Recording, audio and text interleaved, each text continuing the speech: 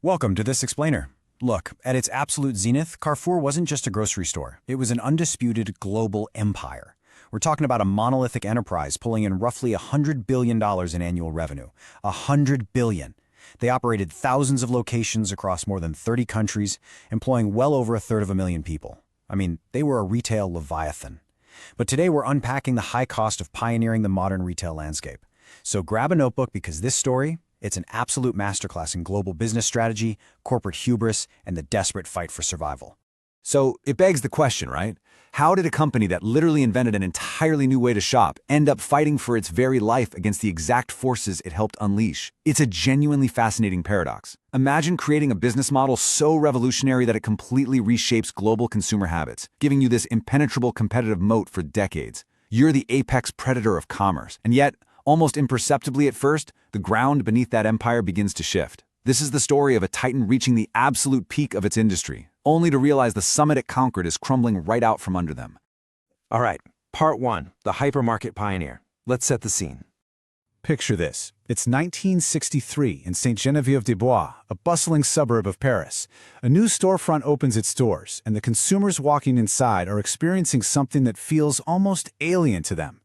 Think about it. Before this exact moment, a typical weekly shopping trip meant visiting the butcher for meat, heading over to the baker for bread, and then taking a trip to a completely different district if you needed, say, a hammer or a television set. Well, Carrefour completely shattered that reality.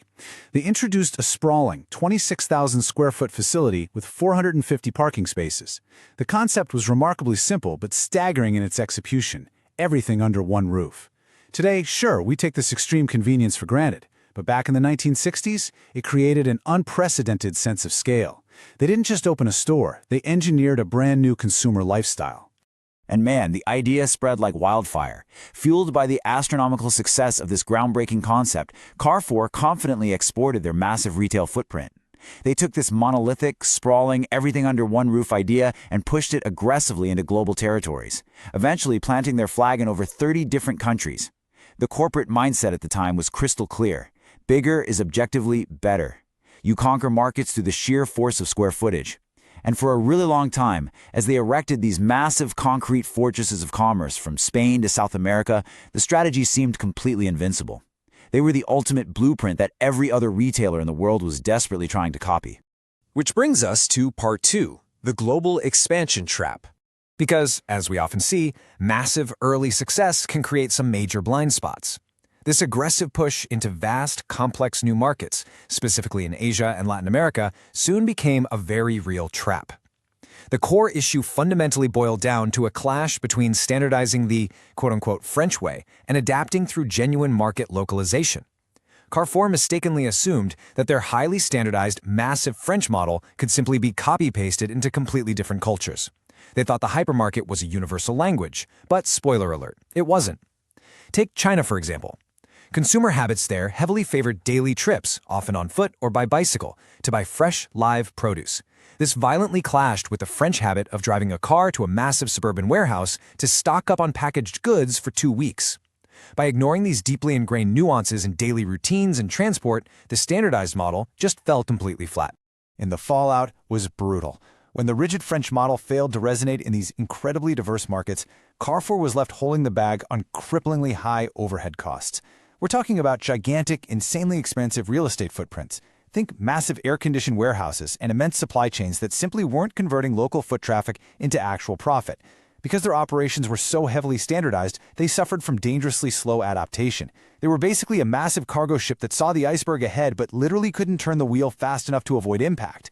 The critical business lesson here is that rigid standardization in a diverse, globalized world isn't a cost-saving efficiency, it's a fatal vulnerability. So that sets up part three, the squeeze, discounters and digital.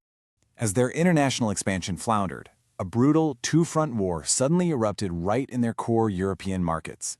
On the physical side, fierce, low-cost, hard discounters like Aldi began aggressively undercutting them. These discounters didn't offer 100,000 different items. No, they offered a few thousand highly curated, heavily discounted essentials in much smaller, way easier to navigate stores. It was a tighter, cheaper, and vastly faster shopping experience that just stripped away all the excess. Simultaneously, over on the digital side, the e-commerce explosion completely rewired consumer expectations. Companies like Amazon started offering limitless convenience and endless variety without the customer ever having to leave their couch. So Carrefour was suddenly caught in this devastating squeeze. They were way too big and expensive to be a nimble, cut-through discounter, and way too tethered to physical real estate to beat the frictionless, endless aisles of the internet. Literally, almost overnight, the giant hypermarket format that was once their absolute greatest asset completely transformed into their heaviest liability. Think about what a failing hypermarket actually feels like for a second. You walk into a massive, echoing 100,000 square foot warehouse. The fluorescent lights hum over endless, half-empty aisles. You have to walk a quarter of a mile just to get from the produce section to the checkout lane. What was once heralded back in 1963 as this thrilling symbol of endless choice, well, now it just felt like an exhausting, time-consuming chore to a modern consumer who suddenly valued absolute speed and seamless convenience above all else. The physical space became a giant anchor dragging the company down. Enter Part 4, the Carrefour 2022 Pivot. Facing total irrelevance on the global stage, they had to orchestrate a radical redemption arc to survive. They couldn't just, tweak the margins on the edges. They needed a completely new philosophy. This birthed the multi-format strategy known as the Carrefour 2022 Pivot. First up, they dramatically reversed course away from giant sprawling layouts, heavily investing instead in smaller, urban convenience stores. They brought the store back to the neighborhood level, catering to the daily commuter rather than the weekend driver. Second, they poured massive capital into their digital footprint. We're talking seamless click-and-collect services and robust home delivery logistics to fight back in the e-commerce space. And third, they radically shifted their inventory focus toward organic, sustainable, and locally sourced products. Why? To capture the modern, health-conscious consumer who demands higher quality. They essentially decentralized and deconstructed the very hypermarket model they had invented in the first place. And finally, Part 5, a lesson in agility. This entire dramatic saga leaves us with a critical business takeaway.